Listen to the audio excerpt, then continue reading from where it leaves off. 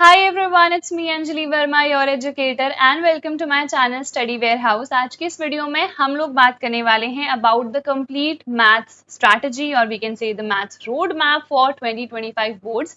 2025 boards के लिए कैसे आपको मैथ्स को प्रिपेयर करना है, कैसे मैंने 100 आउट ऑफ 100 मैथ्स में स्कोर करा था, कंप्लीट स्ट्रैटेजी कंप्लीट प्लान मैं आज आप लोगों के साथ शेयर करने वाली हूँ।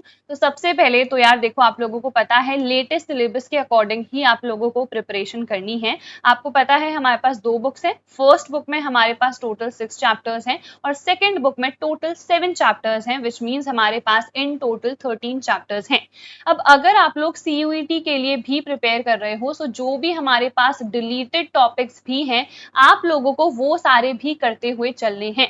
ठीक है, जब भी आप कोई भी चैप्टर पढ़ रहे हो, जो भी टॉपिक डिलीटेड भी है ना, आप उनको भी करो क्योंकि पूरा सिलेबस आने वाला है CUET के एग्जाम में। ठीक है, तो ये चीज क्लियर है। अगर आप सिर्फ बोर्ड के लिए ही प्रिपेयर कर रहे हो तब तो जो डिलीटेड चीजें हैं वो आपको पढ़ने की बिल्कुल जरूरत नहीं है। ठीक है, अब फर्स्ट बुक में हमारे पास ये 6 चैप्टर्स हैं। इन 6 चैप्टर्स में से कौन से चैप्टर ज्यादा इंपॉर्टेंट है? सबसे पहला है रिलेशन एंड फंक्शन। ये थोड़ा सा डिफिकल्ट है but this is important. Inverse trigonometric function, यहाँ से सिर्फ 2 नंबर के ही क्वेश्चन आते हैं, बहुत ही आसान चैप्टर है। फिर है मैट्रिसेस, ये हमारा इंपॉर्टेंट है और बहुत ईजी है। Matrices and determinants they go hand in hand. ठीक है, मैट्रिसेस के बाद आप डायरेक्टली डिटर्मिनेंट्स करो, इजीली आपको समझ में आ जाएगा। ठीक है, then is continuity and differentiability and AOD। अब कैलकुलस में हमारे पास कंटिन्यूटी एंड डिफरेंशियबिलिटी आता है, AOD एप्लीकेशन ऑफ डेरिवेटिव आता है, इंटीग्रल्स है application of integral and differential equation. ये जो 5 चैप्टर्स हैं ये बहुत ज्यादा इंपॉर्टेंट है कैलकुलस के, यहाँ पर से काफी क्वेश्चन आते हैं। ठीक है, AOD में जो हमारे पास 5 मार्क के क्वेश्चंस हैं वो यहाँ पर से आ सकते हैं। ठीक है, इंटीग्रेशन में पार्शियल फ्रैक्शन सबसे ज्यादा आता है। पूरे मैथ्स में क्या मोस्ट इंपॉर्टेंट टॉपिक्स हैं चैप्टर वाइज, उसके लिए अलग मैंने एक वीडियो बनाई है, आप लोग जरूर उसको जाके चेकआउट कर लेना या फिर लिंक यहीं कहीं मैं प्रोवाइड कर दूंगी। ठीक है, उसके बाद देखो नेक्स्ट हमारे पास क्या है, वेक्टर्स एंड 3D। यहाँ पर से MCQs काफी ज्यादा आ रहे हैं तो यहाँ पर से आपको MCQs ज्यादा प्रैक्टिस करनी है। ठीक है, देन लीनियर प्रोग्रामिंग, 5 नंबर के क्वेश्चन इस चैप्टर से आते हैं and believe me it is very simple. अगर आप 2 घंटे डेडिकेट होके दे दोगे इस चैप्टर को, आपको इजीली सब कुछ समझ में आ जाएगा, बस आपको ग्राफ प्लॉट करना आना चाहिए। ठीक है, उसके बाद वी हैव प्रोबेबिलिटी, अगेन ये इंपॉर्टेंट हमारा चैप्टर है। तो प्रोबेबिलिटी में जो बेस थ्योरम है उससे जनरली एक केस स्टडी आ जाती है, तो वो आपको जरूर करके जानी है। ठीक है, तो मोस्ट इंपॉर्टेंट चैप्टर्स कौन से हैं? एक तो मैंने आपको बताया रिलेशन एंड फंक्शन, फिर प्रोबेबिलिटी एंड जो कैलकुलस का पूरा हमारा पोर्शन है वो सबसे ज्यादा इंपॉर्टेंट है। ठीक है, और ये सबसे ज्यादा वेटेज भी रखता है। तो आई थिंक ये चीज आप लोगों को क्लियर है। मोस्ट इंपॉर्टेंट मैंने यहाँ पर लिखा भी है, हमारे पास कैलकुलस बहुत इंपॉर्टेंट है, probability, relation and function and vectors and 3D थोड़ा सा बच्चों को डिफिकल्ट लगता है, इसीलिए मैंने इसको भी इंपॉर्टेंट कैटेगरी में डाल रखा है कि इसको आपको अच्छे से प्रैक्टिस करना है क्योंकि बहुत बच्चों को ये डिफिकल्ट लगता है। तो अगर आपने इसको मास्टर कर लिया तो बच्चे जहां पर पीछे रह जाएंगे वहां पर आप आगे हो जाओगे कि वो उन क्वेश्चंस को नहीं कर पा रहे हैं बट हाँ आप लोगों ने कर लिया है तो आपका स्कोर ऑब्वियसली अच्छा आएगा। ठीक है, फिर इजी चैप्टर्स ऑलरेडी आपको बता दिया, इनवर्स ट्रिग्नोमेट्रिक फंक्शन है, मैट्रिसेस, डिटर्मिनेंट्स, लीनियर प्रोग्रामिंग, ये बहुत ही आसान चैप्टर है जिनको आप 2-2 घंटे में इजीली कंप्लीट कर सकते हो। ठीक है, उसके बाद चैप्टर नॉलेज आपको कैसे गैदर करनी है, किसी भी चैप्टर को आपको डिटेल में कैसे पढ़ना है, तो उसके बहुत सारे तरीके हैं। या तो आप सिर्फ और सिर्फ वन शॉट वीडियोस देखो, जब आप लोग वन शॉट वीडियोस देख रहे होगे तो इसके साथ साथ एक ऑफलाइन सोल्यूशन ऐप आता है जिसमें NCERT के जितने क्वेश्चंस हैं उनके सोल्यूशंस गिवन रहते हैं और इसके लिए आपको नेट ऑन करने की भी जरूरत नहीं होती है। ठीक है, तो ये ऐप मैंने अपने क्लास 12th में काफी ज्यादा यूज करा था क्योंकि मुझे उतना ज्यादा नेट ऑन करके बार बार चीजें देखना पसंद नहीं था। ठीक है, मेरे लिए बहुत इरिटेटिंग भी था, प्लस मेरे वहां नेट उतने अच्छे से चलता ही नहीं था, तो मैंने जुगाड़ बैठाया था और मैंने ये ऐप ढूंढा था एंड सिंस देन अभी भी अगर मान लो मैं कोई क्वेश्चन करने बैठ रही हूँ, ठीक है, अगर मुझे आप लोगों को भी कराना है और कोई क्वेश्चन मुझे ऐसा लग रहा है कि मे बी इसमें थोड़ा सा मेरे को डाउट है तो मैं चेक कर सकती हूँ क्योंकि ये ऐप बहुत ही बढ़िया है, तो आप लोग भी इसका इस्तेमाल कर सकते हो। ठीक है, तो या तो आपको वन शॉट वीडियोस देखनी है, ठीक है, या फिर इसके अलावा आप डिटेल लेक्चर्स देख सकते हो।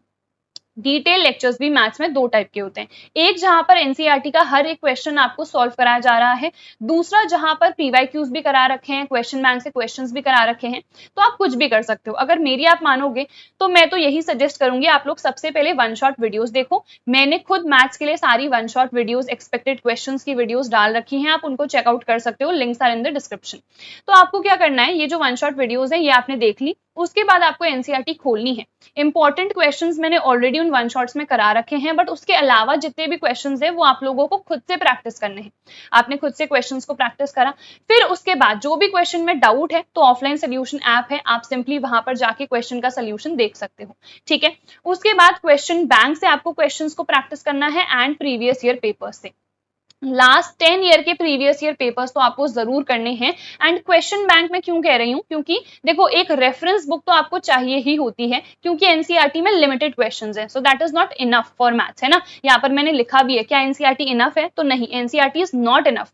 आपको कॉम्पिटेंसी बेस्ड क्वेश्चंस अगर प्रैक्टिस करने हैं तो वो एनसीईआरटी में नहीं गिवन है, तो उसके लिए आपको एक अच्छा सा क्वेश्चन बैंक चाहिए है। तो आप लोग ओसवाल पब्लिशर्स का जो क्वेश्चन बैंक है इसको खरीद सकते हो। ये सारे सब्जेक्ट्स के लिए अवेलेबल है, हमारे पास फिजिक्स है, मैथ्स है, केमिस्ट्री है, इसके अलावा भी कोई सब्जेक्ट के लिए अगर आपको क्वेश्चन बैंक खरीदना है, इनके पास अवेलेबल है सारे स्ट्रीम्स के लिए। यहाँ पर सारे टाइप के क्वेश्चंस गिवन है, जैसे एमसीक्यूज है तो आंसर भी गिवन है, प्रॉपर एक्सप्लेनेशन भी गिवन है, असर्शन रीजन वाले क्वेश्चंस गिवन है, case based questions, proper competency based questions जो हमारे 2 मार्कर्स आते हैं, 3 मार्कर्स आते हैं, 5 मार्कर्स आते हैं, वो सारे टाइप के क्वेश्चंस ना यहाँ पर गिवन है। तो इस बुक को डेफिनेटली अपने लिए खरीद लो, क्योंकि मैथ्स के लिए तो यार एक क्वेश्चन बैंक की जरूरत आपको पड़ेगी ही। इवन जो हमारे पास रेफरेंस बुक्स हैं उनमें थाउजेंड्स ऑफ क्वेश्चंस हैं, तो वो अभी आप प्रैक्टिस नहीं कर पाओगे। प्लस वहां पर जो कॉम्पिटेंसी बेस्ड क्वेश्चंस है ना, आप पहचान नहीं पाओगे कि कौन सा है। तो यहाँ पर एज इट इज मेंशन्ड है कि ये सेक्शन है केस स्टडी का, ये सेक्शन है एमसीक्यू का, ये सेक्शन है असर्शन एंड रीजन का। तो ये क्वेश्चन बैंक की खासियत होती है। तो लिंक मैं डिस्क्रिप्शन में प्रोवाइड कर दूंगी, आप लोग खुद के लिए चेकआउट कर सकते हो। ठीक है, इसके अलावा इन लोगों का एक और ऑनलाइन प्लेटफॉर्म भी है oswal.io। यहाँ पर से आप बहुत अच्छे तरीके से क्वेश्चंस प्रैक्टिस कर सकते हो, टेस्ट दे सकते हो, फिर उसको एनालाइज भी कर सकते हो। तो इस प्लेटफॉर्म की लिंक भी मैं डिस्क्रिप्शन में प्रोवाइड कर दूंगी, आप लोग एक बार इसको भी चेकआउट कर लेना। ठीक है, तो ये चीज क्लियर है। लास्ट 10 ईयर पीवाईक्यूज हमको क्यों करने हैं, क्योंकि मोस्टली जो क्वेश्चंस होते हैं वो रिपीट होके ही आते हैं। 80-20 रूल आपने सुना होगा, जो 80% मार्क्स हैं वो 20% ऑफ द सिलेबस से ही आ जाते हैं। और ये 20% ऑफ द सिलेबस हमें कहां से पता चलेगा, ये आपको प्रीवियस ईयर पेपर से ही पता चलता है। जो क्वेश्चंस रिपीटेडली आ रहे हैं वो मोस्ट इंपॉर्टेंट हैं और उनके आने की मैक्सिमम चांसेस हैं, और वो इस साल भी आ सकते हैं। तो इसीलिए प्रीवियस ईयर पेपर्स को आपको जरूर करना है। इसके अलावा प्रैक्टिस तो it is most important. Maths में अगर आप प्रैक्टिस नहीं करके जाओगे, आप सिर्फ एक बार क्वेश्चन को प्रैक्टिस कर लोगे, आप सोचोगे हो गया, तो ऐसा नहीं होता है। मैथ्स में रेगुलर प्रैक्टिस की जरूरत होती है। डेली बेसिस पर आप 1 घंटा दे सकते हो मैथ्स को, कि आपने 1 घंटा मैथ्स तो करना ही करना है। इसके अलावा बाकी जो टाइम है फिर आप फिजिक्स पढ़ लो या किसी दिन आप केमिस्ट्री पढ़ लो, बट हाँ आपको जरूर से जरूर मैथ्स को टाइम देना है practice, because it is really required in maths. ठीक है, तो ये चीज आई होप आप लोगों को क्लियर हो गई होंगी। अब जो सैंपल क्वेश्चन पेपर्स हैं वो भी रिलीज हो गए हैं, तो आपको 10 तो प्रैक्टिस करने ही हैं। अब आप कहोगे 10 सैंपल पेपर्स क्यों प्रैक्टिस करने हैं अगर हम पीवाईक्यूज कर रहे हैं? इसलिए करने हैं क्योंकि जो पीवाईक्यूज हैं वहां पर आपको जो कॉम्पिटेंसी बेस्ड क्वेश्चंस है, केस बेस्ड है, असर्शन रीजन है, एमसीक्यूज है, वो लिमिटेड मिलेंगे। तो अगर आपको इस टाइप के क्वेश्चन ज्यादा से ज्यादा प्रैक्टिस करने हैं तो आपको सैंपल पेपर्स प्रैक्टिस करने पड़ेंगे। मैंने फ्री में पीडीएफ्स प्रोवाइड कर रखी हैं टेलीग्राम ग्रुप पर, स्टडी वेयर हाउस नेम है, जाके डाउनलोड कर लो सारे सैंपल पेपर्स, तो आपको बुक खरीदने की जरूरत नहीं पड़ेगी। एंड अभी बुक्स लॉन्च भी नहीं हुई हैं, अगर किसी बच्चे को बुक खरीदनी होगी तो जैसे ही बुक्स लॉन्च होंगी मैं डेफिनेटली आप लोगों को रिकमेंड करा दूंगी। ठीक है, प्रैक्टिस मैंने बता दिया है मोस्ट इंपॉर्टेंट है। मैथ्स में ऑन अ डेली बेसिस आप लोगों को प्रैक्टिस करते रहनी है। उसके बाद जो भी इंपॉर्टेंट क्वेश्चंस हैं और जो भी डिफिकल्ट क्वेश्चंस हैं, चाहे हम पीवाईक्यू की बुक की बात करें या क्वेश्चन बैंक की बुक की बात करें या एनसीईआरटी बुक की बात करें, जो भी क्वेश्चन आपको इंपॉर्टेंट लगता है कि ये तो बहुत बार पीवाईक्यूज में आ चुका है, या फिर कोई क्वेश्चन डिफिकल्ट लगता है, तो उनको मार्क करो, सो दैट जब आप लास्ट में रिवाइज कर रहे होगे आपको पता है कि ये क्वेश्चन ज्यादा इंपॉर्टेंट है तो मुझे इसको देखना है, जो इजी है वो मैं ऊपर ऊपर से देख के हटा दूंगी। लास्ट में हमारे पास इतना टाइम नहीं होता है कि हम हर एक क्वेश्चन को प्रैक्टिस करें, तो जो मोस्ट इंपॉर्टेंट है, जो डिफिकल्ट क्वेश्चन है, हम लास्ट में सिर्फ उन्हीं को प्रैक्टिस करेंगे। इसीलिए जब आप प्रैक्टिस कर रहे हो तो साथ के साथ मार्क भी आपको करते जाना है। मुझे कैसे पता चलेगा कोई क्वेश्चन डिफिकल्ट है? तो डिफिकल्ट अगर एक बार आप कर रहे हो आपको नहीं समझ में आ रहा है, दूसरी बारी में भी नहीं आ रहा है, या मान लो एक बारी करा नहीं आया बट दूसरी बारी में आ गया, स्टिल दैट वाज डिफिकल्ट ना, कि पहली बारी में तो मुझे नहीं आ पाया। तो इसीलिए इस टाइप के क्वेश्चंस को आपको मार्क करना है, और इंपॉर्टेंट तो आपको पीवाईक्यू से पैटर्न देख के पता ही चल जाएगा कि इस टाइप के क्वेश्चंस इंपॉर्टेंट हैं। ठीक है, then offline solution app definitely download कर लो, लिंक नहीं मिलेगी तो मुझसे कमेंट सेक्शन में मांग सकते हो, मैं डेफिनेटली आप लोगों को प्रोवाइड कर दूंगी, ठीक है। इसके बाद जितने फॉर्मूलाज हैं, चाहे हम बात करें फिजिक्स की या मैथ्स की, इसके लिए आप लोग एक अलग से डायरी बना सकते हो जिसमें सारे फॉर्मूलाज आप लोग मेंशन कर दो एंड उनको डेली बेसिस पर रिवाइज करते रहना। लर्न करो, रिवाइज करो, ठीक है, क्योंकि कई बार हम लर्न तो कर लेते हैं फिर रिवाइज नहीं करते हैं तो उनको भूल जाते हैं। तो फॉर्मूलाज जितने भी हैं लर्न करो अच्छे से एंड उनको अच्छे से रिवाइज भी करना है, फिर रिविजन तो करते रहना है आपको, ठीक है। मान लो हमारी जो फर्स्ट बुक है वो कंप्लीट हो चुकी है, अब आप सेकंड बुक पर आ चुके हो, अब इंटीग्रेशन एक बहुत ही लेंदी चैप्टर है ना, तो उसको करते करते ना जो मैट्रिसेस है, डिटर्मिनेंट्स है, हम कई बार उनको ही भूल जाते हैं। जो बेसिक चीज होती है कि कोफैक्टर क्या है, माइनर क्या है, यही कई बार हम भूल जाते हैं। ये मेरे दोस्तों के साथ भी हुआ था, तो इसीलिए आपको ना थोड़ा बहुत रिवाइज करना है बीच बीच में। ऐसा नहीं है कि पूरा डेडिकेटेडली आप वापस से सब कुछ पढ़ रहे हो, बट एटलीस्ट जो फॉर्मूलाज वगैरह हैं, जो बेसिक कॉन्सेप्ट है, वो ऊपर ऊपर से आप लोग रिवाइज करते रहना सो दैट भूलो ना, ठीक है। उसके बाद मैथ्स में कुछ मैं जो अभी चीजें बताने वाली हूँ ये काफी इंपॉर्टेंट है। सबसे पहले सिली मिस्टेक्स को अवॉइड करना। मैं मैथ्स में काफी ज्यादा सिली मिस्टेक्स करती थी जिसकी वजह से मेरे मार्क्स 98, 99 ऐसे पे ही अटक जाते थे, बट जब मैंने अवॉइड करा तो मेरे 100 मार्क्स आए मैथ्स में, क्लास 11th में भी, क्लास 12th में भी। इसीलिए you guys have to avoid the silly mistakes. कैसे अवॉइड करोगे? प्रेजेंस ऑफ माइंड से। जितनी ज्यादा प्रैक्टिस करोगे, जितने ज्यादा पेपर्स को सॉल्व करोगे, उतना ज्यादा ये जो सिली मिस्टेक वाली चीज है ये अवॉइड होते जाएंगे, ठीक है। उसके बाद जितने स्टेप्स हैं वो आपको मैथ्स के क्वेश्चंस में मेंशन करना है। मैंने क्लास 10th के प्री बोर्ड के पेपर में ये करा था, जो स्टेप्स है ना वो मेंशन ही नहीं करे, डायरेक्टली आंसर लिख दिया, ठीक है, क्योंकि मुझे आता था तो मैंने कहा कि हाँ ये है एंड मैंने सीधे आंसर लिख दिया, तो ऑब्वियसली मुझे मार्क्स नहीं मिले।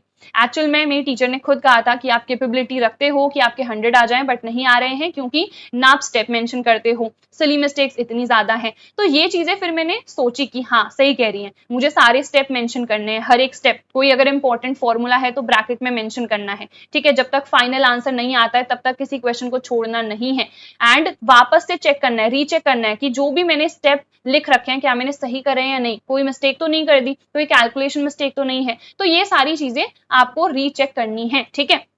तो जब भी आप एग्जाम भी देते हो तो 15 मिनट का टाइम आपके पास होना चाहिए रीचेकिंग के लिए, क्योंकि कई बार गलती निकल जाती है तो उसको फिर हमें सही करने में भी थोड़ा टाइम लग जाता है, ठीक है। उसके बाद क्रॉस चेक मेथड्स। कई बार होता है कि हमारा आंसर तो सही आ जाता है बट जो भी मेथड हम फॉलो करते हैं वो गलत होती है, तो इसीलिए अपने टीचर से आप वेरीफाई करा करो कि जिस भी मेथड से आप क्वेश्चन को कर रहे हो वो सही है नहीं, क्योंकि एक क्वेश्चन को सॉल्व करने के बहुत सारे तरीके हो सकते हैं मैथ्स में। So you have to cross check कि जो भी मेथड आप कर रहे हो वो सही है या फिर नहीं है, ठीक है। तो ये सारी चीजें यार मैंने ऑलरेडी आप लोगों को बता दी हैं। इसके अलावा जो भी इंपॉर्टेंट पीडीएफ्स हैं वो ऑलरेडी मैंने अपने टेलीग्राम ग्रुप पर डाल दी हैं, आप लोग डेफिनेटली जाओ टेलीग्राम को ज्वाइन कर लो, नेम है स्टडी वेयर हाउस। बहुत सारी पीडीएफ्स मैंने फ्री ऑफ कॉस्ट आपको प्रोवाइड कर रखी हैं, मेरे hand written notes, one shot, इसके अलावा जो एक्सपेक्टेड क्वेश्चंस की सीरीज है सबकी प्लेलिस्ट की लिंक आपको डिस्क्रिप्शन में मिल जाएगी, डेफिनेटली चेक कर लेना। आई होप इस वीडियो से आप लोगों को काफी बेनिफिट हुआ होगा, और अगर हुआ है तो like this video, share this video with your friends and also subscribe to my channel. I will see you guys in the next video. Till then, bye everyone, take care, all the very best, keep studying and keep learning.